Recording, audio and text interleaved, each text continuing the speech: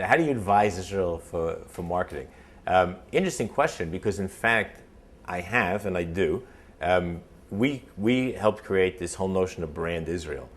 We did the very first study for it from our brand asset evaluator. And one of the things that we found was that the biggest problem, and I'll just talk about the United States, I won't talk about Europe because Europe is a separate issue, but the biggest problem that we have is just sort of the growing irrelevance of Israel. It's not about anti-Semitism, it's not that people hate Jews, it's not that they hate Israel, it's not that they love Arabs or love Palestinians.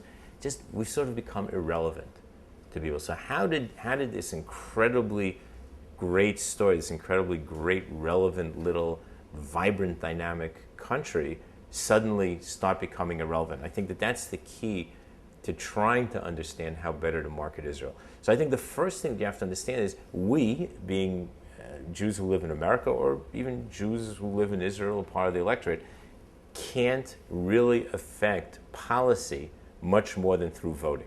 Now, I happen to be an Israeli citizen. I fought in the Israeli army. I fought in Lebanon. But I'm still very careful because I live here, so I try to be careful about what I say, what I do, and I voted in Israel elections, so that's how I make myself heard when I can. But again, I think this notion of policy is what it is, right? So we're going to build a fence or a wall or whatever you want to call it.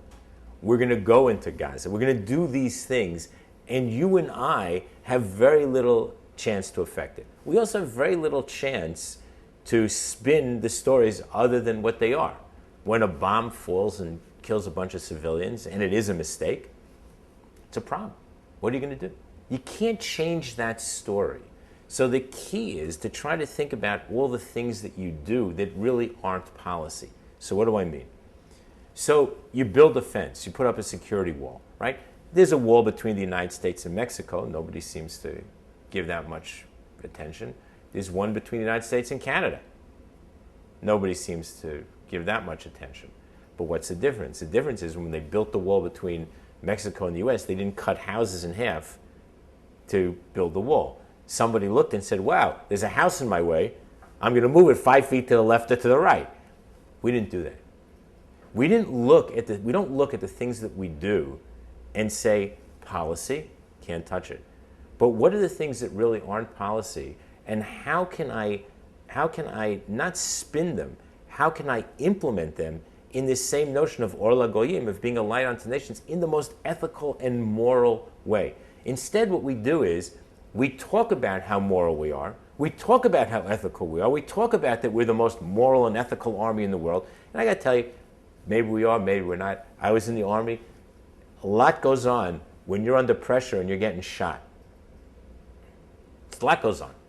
It's complete and total chaos. It's balagan, chaos like you can't even imagine, and things happen. That's the way it is. There's a movie, Kippur, right? It's just about that, just literally about the chaos.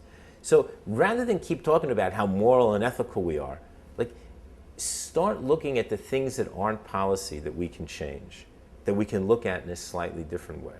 So, should we have moved in or out of Gaza? Had nothing to do with peace, in my opinion. It has to do with, are we really going to sit there and have hundreds of tanks lining a corridor so a few people can go to the beach to go swimming, when on the other side people are living in abject poverty? Now, again, I'm not being political here, although it probably sounds like I am, but to me, that's a bigger issue. And I don't care that they're not being helped by their brethren or whatever. That's not my problem. My problem is, from just strictly an ethical, moral point of view, can I really live that way? Could I? And here's another question to ask yourself. If we weren't Jews and we were looking at that situation, what would we say? Or if it wasn't Israel, it's an even better one, actually, because if we weren't Jews, we probably wouldn't look at it quite the same way. But if it wasn't Israel, right, and if it wasn't Jews who were walking down that corridor, what would we say? We'd probably be leaders of it, as we should, right? Jews are leading the Darfur protests, as they should. Jews led the anti-war in Vietnam protests, as we should have, because these are expressions of our Jewish ethics and morality. And yet, we're shy about imposing them on our current situation. And I think they can be imposed, politics aside. Forget whether we should have settlements, forget all of that. I think within the context of, even you could be the most right-wing in the world, I could be the most right-wing, it makes no difference. But I can implement what I do in a different way. And I think until we get to there, we're just going to be spinning around and around and around. We're going to have this constant discussion of how do I change the image of Israel? I can't change that image. I can't change the image of blocking the crossing at Gaza and allowing stuff to come. I can't block it. It is the image. And I can't call CNN anti-Semites because they show it. It is what it is. So the question is, maybe I should let more stuff through. Maybe there's a better way to implement the policy.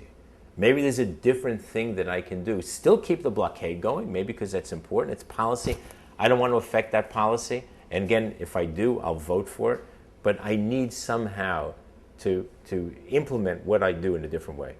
And I think when we start thinking that way, it's going to change the way people start looking at us. I'll give you a great example. Happened a couple of weeks ago, right? And we wonder why we're irrelevant, right? So happened in Sheikh Jarrah. It's a portion of Israel. You might have read about this. 2 homes that were quote-unquote Palestinian squatters in. So meanwhile, the families have been squatting there for 50 plus years. And maybe we did all the searching, maybe we didn't. It wasn't clear from the court. There was still opinions to the left and to the right. Maybe they owned it, maybe they didn't own it. Maybe it was a mistake. Trust me, there are plenty of Jews living in houses like that as well, where it's not clear who the ownership is. So it's 15, 20 families, makes no difference. 600 riot-equipped soldiers show up to move out 15 families, and we move in 2 settler families. And then we wonder why the press is bad. Why? Because the press didn't understand that these were really Jewish homes. Wasn't 100% proven. We didn't make that clear. And it's not clear to anybody, frankly, except to the few people, obviously, who it is clear to.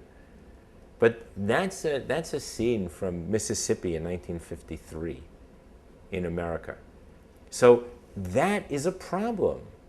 We can't help that. But if the policy is, if in fact it wasn't their house, okay, great. Find a different way to do it. Don't bring in 600 riot-equipped combat soldiers to move these people out and immediately move in 2 settler families. It's dumb.